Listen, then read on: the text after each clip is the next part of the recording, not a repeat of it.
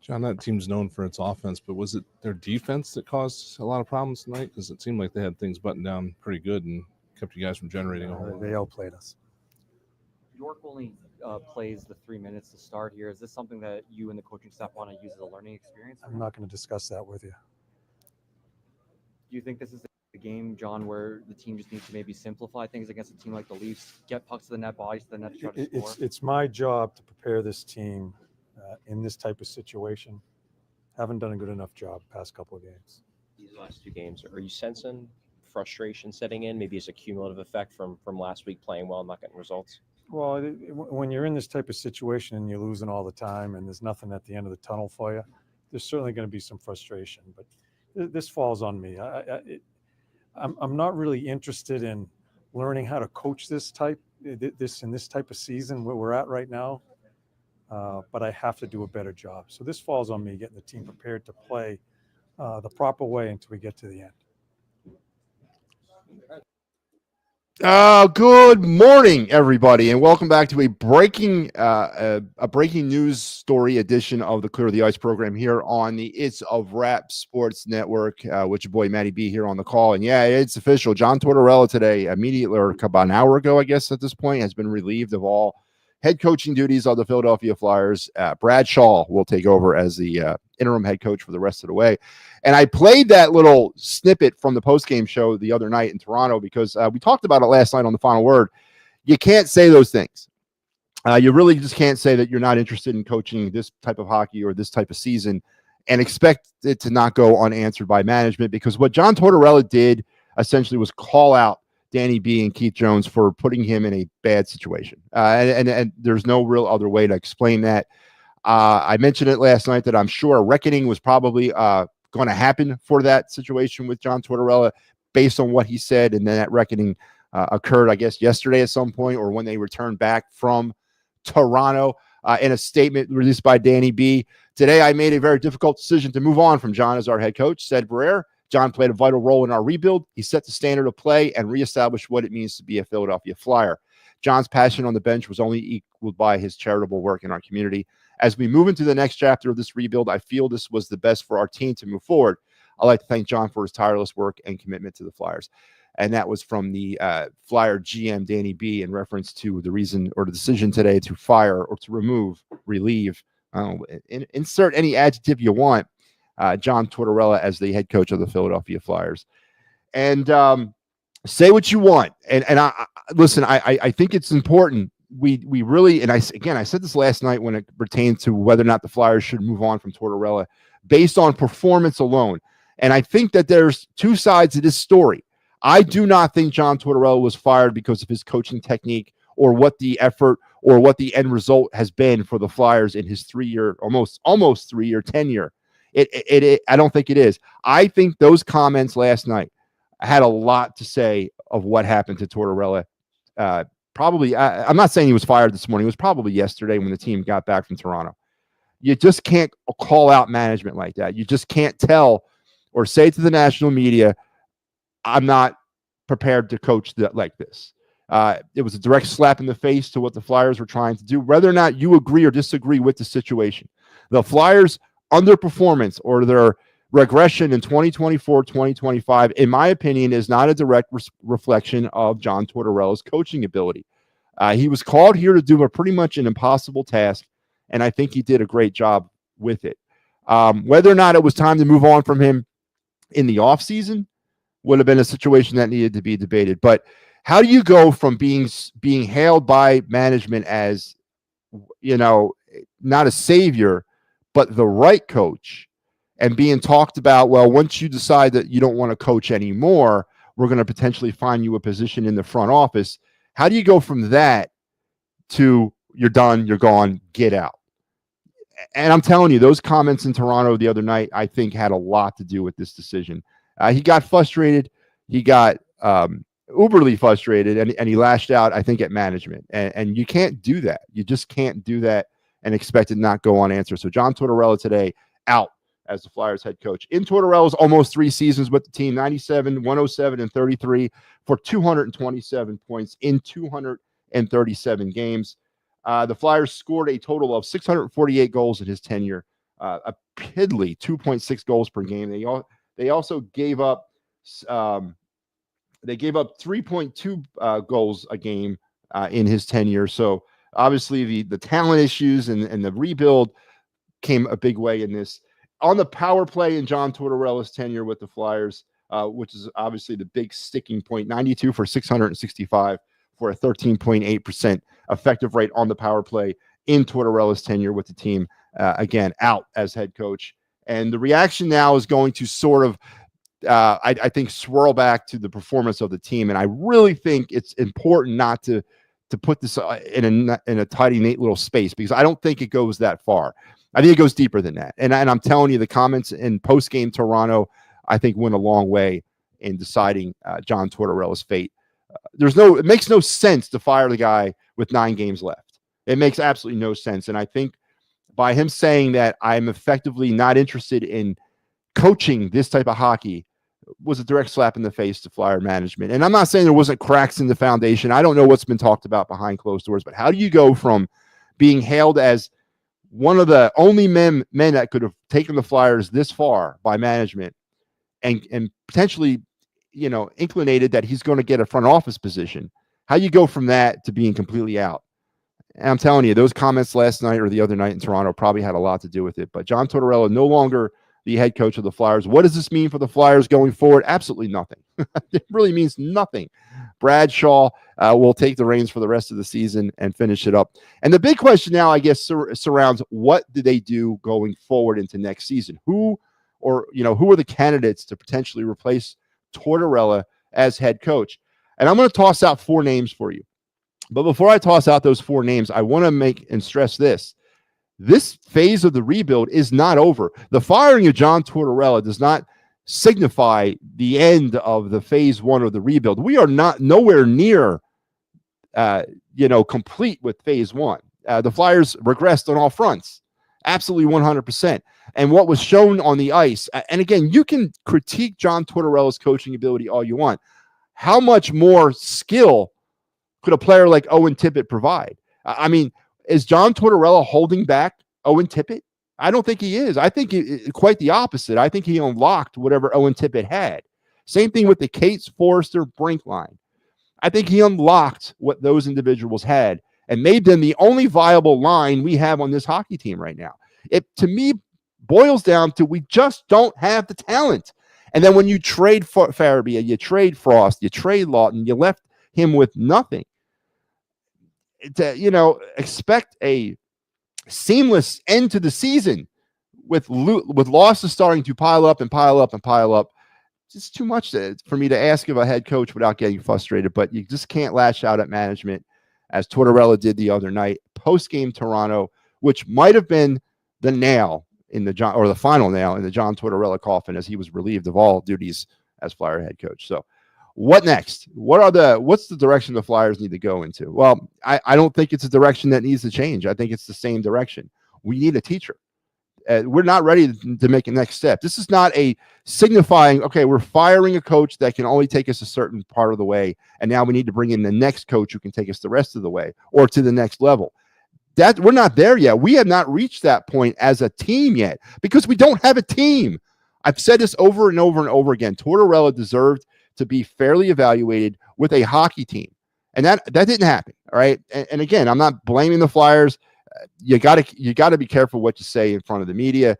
And I think it cost John, but that doesn't change the direction of this hockey team. It doesn't change what way this team still needs to go. We still need a teacher.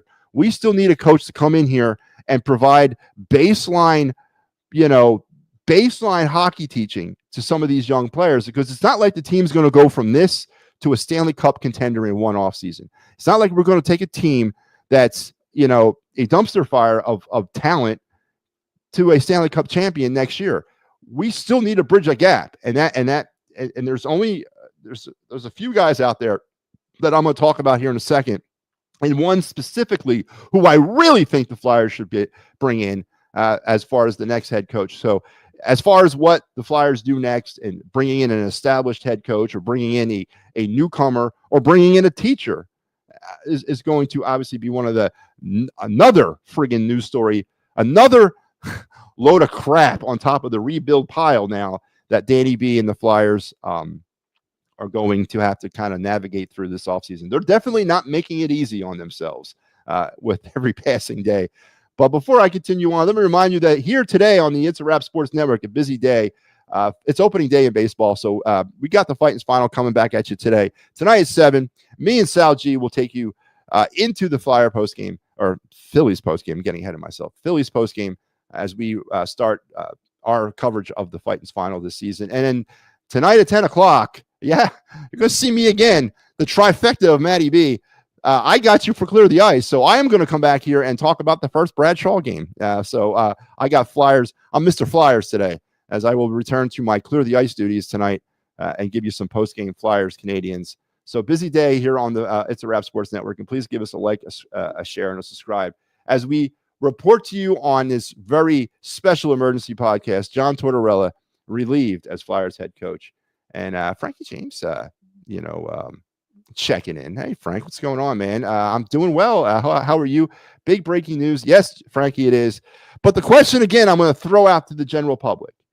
Is this a performance-based firing, or is this a John Tortorella personality, talking too much to the media, saying the wrong things to the media, directly challenging management by saying, I am not used to, or I believe the quote was, or the words were, I am not interested in coaching this kind of hockey. What is this in terms of how people are taking this firing? I don't look at it as performance-based. I don't. I look at it as John Tortorella personality-based. From one person who's got I'm kind of a outspoken guy myself, over the top, non-filter person myself. I can understand the trappings of that type of personality, and I don't think this was a performance-related firing. There's nothing to show me or tell me that John Tortorella did a bad job with this product. Come on. I thought he did an outstanding job. I think when you directly challenge management by saying that I'm not interested in coaching this type of hockey, you're sort of kind of drawing a line in the sand, and you're prompting management to kind of respond. I'm sure he was talked to about it, and then maybe that conversation led to this, right? Maybe they started to kind of get things out in the open, and then things spiraled out of control for Tortorella and Danny B. And there was no other choice at this point but to make a move. So performance-based or personality-based firing is kind of, I guess, the big keyword of the day, because I know there's a lot of Flyer fans, and I'm not going to sit here and try to belittle Flyer fans or fans in general, but there's levels of fans all over sports. And even here in Philadelphia, there's the casual fan that peeks in every now and again. There's the other fans that just look at the box scores. And then there's the fans that are invested in the day-to-day operations of the hockey team or of the team. And again, I'm not saying I was privy to inside information, but my eyes, I've been playing hockey and I've been involved in hockey all my life. I know I can see things, and I can see in between sometimes in between the sentences. And I'm telling you, I don't think this was performance-based at all. I think this was a personality-based firing. And the question is now, what direction do the Flyers head into? I don't feel like it was feel like typing it all. LOL. I have my take. If you want a sidekick for a little, send me and hang out with you. LOL. All right. You know what, Frank? Hang on. Let me see if I can get you there. Let me put it in. Frankie James. This could be something interesting. Let me see if I can get you up on the. Let's see if we can do this.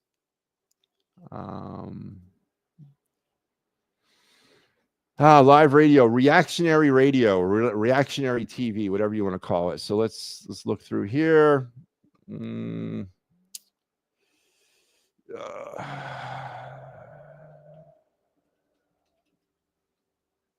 All right, there we go.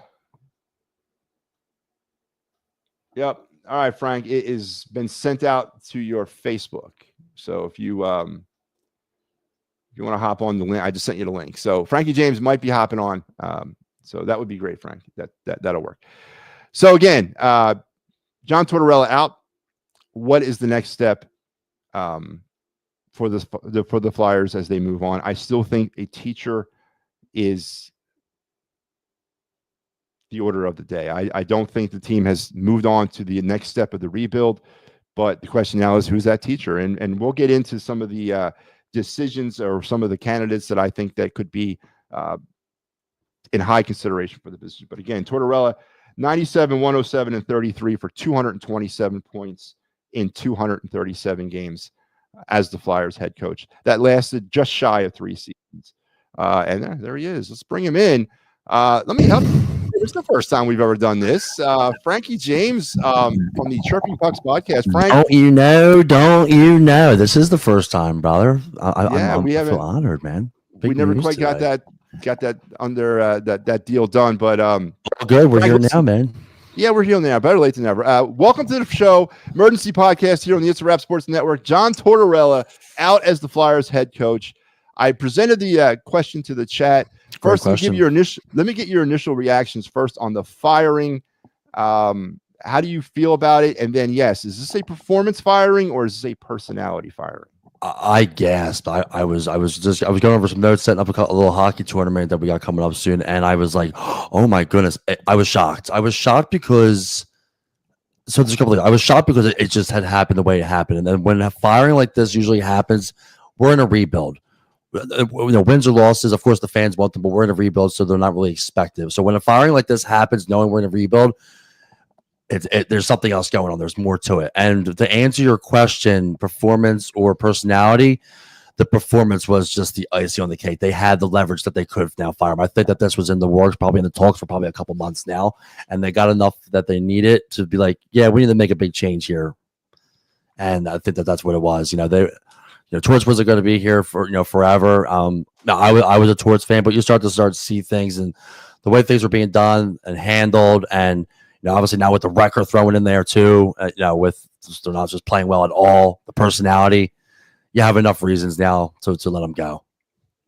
Okay. Let's jump back on that a little bit because here's my thing, and maybe I just need to explain it a little bit more. I don't know if you were privy to this the other night, but I'm going to play it for you again. This was John Tortorella postgame in Toronto the other night when asked about certain things. So let's bring this up. I've played this on my show last night. I played it already again, but I'm going to play it again for you. And I want to get your take on this. Maybe you've heard this, maybe you haven't, but let's roll it. Let's roll the tape. John, that team's known for its offense, but was it their defense that caused a lot of problems tonight? Because it seemed like they had things buttoned down pretty good and kept you guys from generating a whole lot. They outplayed us. York only plays the 3 minutes to start here. Is this something that you and the coaching staff want to use as a learning experience? I'm not going to discuss that with you. You think this is a game one where you can maybe simplify things against a team like the Leafs, get pucks to the net, bodies to the net, to try to score? It's my job to prepare this team in this type of situation. Haven't done a good enough job past couple of games. These last 2 games, are you sensing frustration setting in? Maybe as a cumulative effect from last week playing well and not getting results? Well, when you're in this type of situation and you're losing all the time and there's nothing at the end of the tunnel for you, there's certainly going to be some frustration. But this falls on me. I'm not really interested in learning how to coach this type of season where we're at right now. But I have to do a better job. So this falls on me, getting the team prepared to play the proper way until we get to the end. All right. So again, I'm going to ask the question. This, to me, that was a direct slap in the face to management when he says, "I'm not interested in coaching this type of hockey." That was a man that has checked down and has no answers. This was again post game the other night in Toronto, and I imagine that they came back from Toronto last night. This all probably went down yesterday. I know Danny B probably talked to him about this, and this probably started that whole conversation. And who knows how that conversation went and what the end state. Well, we all know what the end state was. Yeah, we know what it is. Yeah, but you just can't do that. You just can't call out management, and you can't do that to your team. You got 9 games left. You've been through hell with these guys. You're supposed to be the voice of reason. You're supposed to be the guy that has the answers. You can get frustrated all you want behind closed doors, but you can't say stuff like that to the media. So how far do you think that comment to the media might have might have lent to this. That was the nail on the cross. That was a guy that had no interest left in coaching this team. That's a guy that quit on his team. That's a coach that coming into the Philadelphia Flyers franchise, knowing the reputation that was here, you want the coach, you want to be here. That was a guy that said, you know what, I think I'm done. I'm gonna quit on you guys. You know, I'll get through if I get through, whatever.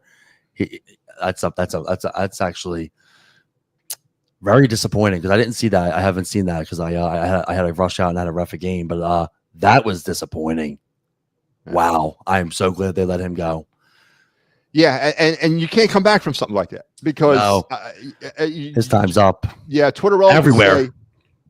Tortorella can say, "Well, I didn't mean it like that." Yeah, you did. Yeah, he did. And listen, he's not the kind of guy that's going to say he's playing on with his words. He knows what he was saying, and he knows probably what was going to happen. I mean, would we think that there was motive that he wanted to get out of here early? Do you think he maybe went that extreme to even maybe get a quicker exit? Who knows? But that's a guy that didn't want to be here anymore. Because he went from a guy. Yeah, it is a shame because he went from a guy that management was hailing as doing an outstanding job with the rebuild, and then when his coaching days were over, would possibly find him a position in the front office. He went from that to get the hell out. I question a lot right now. I'm the main thing I'm questioning right now. This guy was here, and I'm questioning how the way he was with Mitchkov with the benches and stuff like that. Like, you know, Mitchkov's first year in growth. Like, there's a couple of things I'm questioning now about like with that, and then with that kind of exit, man, that's wow. That's unfortunate. That's unfortunate. That's really unfortunate that he left it like that.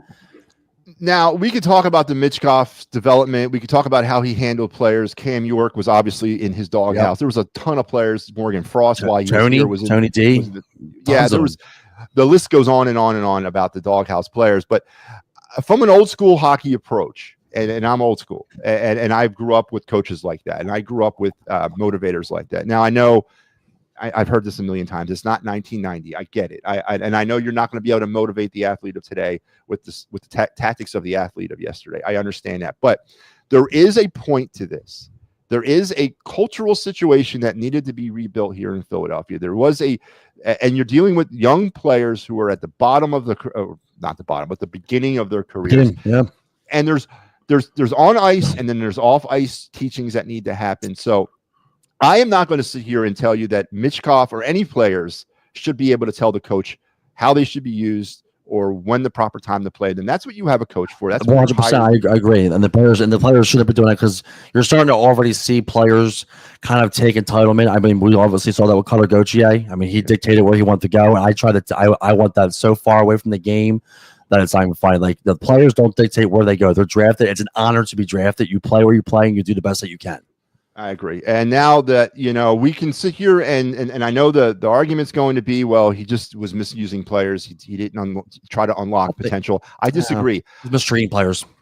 But listen, the one positive that might have come out of this entire season was we at least we found a third line. We found the Cates, Forrester, Brink line, which is a third line that we can build on, and we can stick them right there. We just got to now get them 3 more other lines to put around them. But, how much credit do you give Tortorella for unlocking and unleashing Brink, Cates, and Forrester and finding out that they were the secret sauce together? I mean, you got to give something to that, right? I mean, all the credit. I mean, you have to, because he's the one that's putting the lines together, and we've seen him put people in and out of the lineup. Like, he did create that line. Yeah. So listen, there's positive things to take from it. I mean, I like the way that Torts was for so long. I like the way that he had coached, and I think that as an organization, they've done a really good job with seeing what they have and not bringing in the draft capital. And I think that they did a good job around Mitchkov. And we talked about this before. I didn't care about wins or losses this year. I mean, as a fan, I want the Flyers to win losses, but as someone that, like, covers the team, as like you do with your podcast and stuff like that, my most important thing was, what were they going to do to build around the youth? What were they going to do to build around Mitchkov? I mean, we didn't want to see another Claude Giroux situation where we had a good player here and they didn't put nothing around them. And I thought that they did a pretty good job with that. I thought some of the lines were also pretty good. I mean, we had pieces moving in and out, like you moved Joel Farabee and Morgan Frost, so you're still trying to find those pieces around. But I think that they definitely are transitioning in the right direction of seeing what we have, and we have players coming up. So, I give them all the credit for that line, realistically.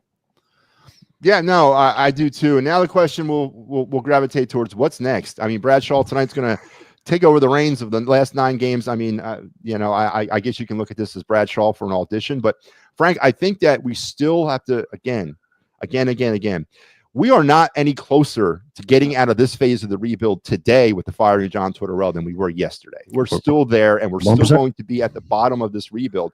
So what type of coach, and I'm going to go over some names, but I'm interested to hear what type of coach you're looking to bring in. I say we still need a teacher. We still need a teacher to come here and continue the teaching. And we're going to talk some names here in a minute. But what type of coach does Frankie James want to see the Flyers hire? I mean, obviously, I got to see a player's coach. I mean, I haven't looked at the names too much because obviously I started to look at it a little bit, but nothing on the top of my head. I mean, there's a coach I've always liked, but I don't know if this team is ready for that. What's the style of coach are you looking? Are you looking still for a teacher, mentor, disciplinarian? Because we're not ready to hand it over to the Stanley Cup winning coaches. Hey, listen, 100%. The mission is not completed yet. Tortorella left an incomplete mission, because we're still at that bottom part of the rebuild. You still need a teacher. You still need someone that, you have to. I mean, and we're only going to get younger. So you still need that teacher once again that's going to bring in and try and mold these kids and get them playing together and give them opportunities and build their confidence and, help them out where they need it. So, yeah, you still need that teacher. I mean, there's coaches in my mind that I wish that we had gotten, but I don't think we're there yet. So I'll tell you this. I was a huge fan of Dan Bylsma when we were looking at Tortorella. I was a huge fan of him. I thought he was very underrated. He's a successful coach. He had a good team. And he knew how to win. And that's someone that I liked prior to Tortorella. Right now, I mean, I still don't think we're in that position where maybe someone like him, but I still don't think we're in that position where you're bringing a coach like that. So is this another setback?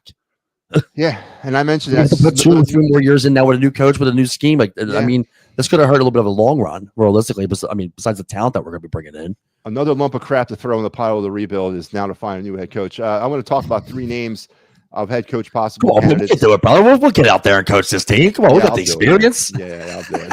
I'm doing it hard. You think John Tortorella was bad? Wait till you get a load of me. I'll be holding you back. John Woodcroft from Edmonton. He spent a lot of time in the Edmonton Oilers organization. David Carlisle, a lot of good success in the University of Denver and on the U.S. international stage with the junior teams. And of course, the default name everybody goes to is Mike Sullivan, which I don't think Mike Sullivan would be interested in coming here. But here's a name I'm going to toss out there: Ian Lapierre. I mean, listen, that's where I was going to go. Yeah, I'm with you on that one. I agree. It's the teacher mode. He's dealt with most of these players already. We're not ready to take this team to the next step. Why not reward him? Since 2021, he's done an outstanding job in Lehigh, doing what the organizations want him to do. I think he's deserved the opportunity, and I think this opportunity would be perfect for him. He's a player's coach, but yet he's got old school. He was raised in the old school, but he's a player's coach because he can get through to these kids. I think it's time to give Lappy a chance. I'm not telling you sign over the franchise to him. Give him a 3-year deal. And I think by the end of those 3 years, we're ready to move on to that next level of the rebuild. I think it's incredible. I think you're spot on. And as I was thinking about the style of play, and that's the kind of where I was trending to, I think that you're 100% spot on. That old time grit. And listen, the way he played, I mean, he laid it on the line, and he's going to expect that from his players. But he's also going to talk to his players, and he sees stuff in players and can bring stuff out of players that a lot of coaches can't. So when I had an opportunity to interview Ian Lapierre back when he first got the job with the Phantoms. It was his second year, and we talked a lot about some of these younger players. I had asked about Tyson Forrester actually, and he really dissected his game. But the things that he said about the players, besides their talent was there, he really talked about the players' character. He was a coach that wanted to get to know the players and knew the players inside and out. He said he would talk about things, obviously, like I said, like his talent. But I was really impressed with the answer that he gave me because of the fact of he talked more about the man. And that's where these players are kind of at right now, is coming into their own, finding their role, and becoming men as well. I mean, as crazy as that sounds, so I think you're spot on, man. I think you're spot on, Matty Bay. Yeah, I think it's time to give a guy like that a shot. He's got street cred. He's NHL veteran, NHL warrior. He's got coaching cred. I mean, he's got the Panthers. Good God, Phantoms primed for another Calder Cup run. And there's nothing in Lehigh Valley. I don't know what I mean. we did a deep dive into this the other night on my show. Yeah. There's talent. There's lack of talent on the Flyers. There's really a lot of lack of talent on the Phantoms. There's no NHL really. But when you're coached well and you know how to Yes. put the pieces together, listen, let's say this about Carolina. Carolina doesn't have that big monster pop stud, but like they're coached so well that they want to play for each other. And I think that LePerriere is a guy that will fill it like 100%. They'll want to play for him. He's a player's coach. I think it's actually a great move. I think we may actually surprise some people. Yeah, and again, I'm not telling you to sign over the franchise to him. He can No. take us the rest of the way of this phase of the rebuild, and then you give it to the guy that can take them to the promised land after that. So 100% that Lappy should be given an opportunity after the season is over. And God forbid if they go on if the Phantoms go on a Calder Cup run and win the damn thing, that would actually strengthen his position even more. But all right, Frank, listen, last question, and I want to thank you for coming on. Thank you for having me, dude. I appreciate it. It's an honor. Anytime. Frankie James, the host of the Chirping Pucks podcast. Podcast, man. What next for John Tortorella? Enjoy life after hockey. You know, enjoy that life after hockey. Yeah, I mean, enjoy. Yeah, seriously. I mean, he's, aside from how this kind of ended, what a career. Harden, he's got. There's so many stories to tell and so many memories. He was a hell of a coach, a Stanley Cup winning coach with Tampa Bay Lightning. Great coach. It's just this is definitely a sour taste in the mouth. How can it not be from a Flyers fan standpoint and someone that you trusted in doing a rebuild with young guys? And I feel like he quit on the team. It's really unfortunate, but wish him the best. Thanks for that third line, and yeah. Let's go Flyers, man. Thanks for the third line. That's for the third line, man. Yeah. Hey, it's one less thing. I'll take that line, man. The pieces are moving, dude. At least we got a good solid third line. He gave us right before he left, too. He gave us a little something. Yeah, I think really LePerriere is perfect because when if you don't mind me just adding, Yeah. a lot of draft picks coming up. There's gonna be a lot of pieces coming in, younger guys. I'm telling you right now, I gotta give you the credit. Like, I think that's a perfect situation for Lappy to come up here, and you hit it right on the head. Yeah, you can't take away the relationship that he has with the current Flyers players and then the incoming Flyers players. I mean, he's all over the organization, and he's already seeing them down there too, man. And like he's already the kids are going to be popping up from down there the next year. Like he's already been dealing with them, so now he's strengthening their growth already as well. It's a perfect situation. Oh, but Matty B just bringing it, man. You can't get this nowhere else. No one else is doing a live show at 10:30 in the morning, but Matty B, guys. That's it, man. That's all. Yeah, because I got no life. But listen, I'm here with you, right? I guess we're both in the same boat. That's right. Frank, before I let you go, where can people find you? Give a little bit more detail about the Chirping Pucks podcast. Oh man, dude, I appreciate you mentioning it. Yeah, we do our show live on Wednesdays. We do not cover too much of the NHL. That's where we leave it up for Matty B. We do a lot of like local stuff like that. We cover like a lot of events, a lot of tournaments. The unusual beer league guys. We get a lot of different types of stuff like that. We just covered yesterday. We had my partner Bex was in Canada for Philadelphia Blind Hockey for the Canadian Blind Hockey Tournament. It was an incredible experience for her, and I just did the photo work for the UWHL, the United Women's Hockey League, so we just wrapped that up as well. Next week, we're going to have another good episode because we are rebranding. We are launching Chirping Pucks Media, which is going to be our new company where we're going to be hosting hockey tournaments. So you'll be hearing from me for some reference stuff too. A lot of good stuff coming up where it's going to be a lot of fun. So we're ready for that, man. Well, I'm looking forward to it now. We definitely checking out. Yeah, hit me up. I'll rep some games for you over there. Yeah, dude. Man. Let's collab, dude. Let's link up, man. Let's collab. I'd love to have you on. I still want to do a nice reference show with you. And anytime, guys, keep watching Matty B. He's the best in the biz. There you go. That's what I'm talking about, man. Shameless plug. And remember, here on the It's a Wrap Sports Network, we got a busy day. It is the opening day of baseball, and we will be back at 7:00 tonight. Me and Sal G have the Fightins final tonight. Phillies Nationals, and I get to come in and tell you about how the Flyers did under the first game of new head coach interim Bradshaw. So I got you on Clear the Ice post-game Flyers and the Habs tonight following the Flyer Canadian game. So busy day on the network. This was obviously not prepared or scheduled. I want to thank Frankie James for hopping on and providing his insight. And for those of you out there, have a great rest of your day. We'll see you later tonight. John Tortorella has been relieved of all duties as the Flyers head coach as the search continues now for another step in the rebuild. We'll talk later. Have a great day.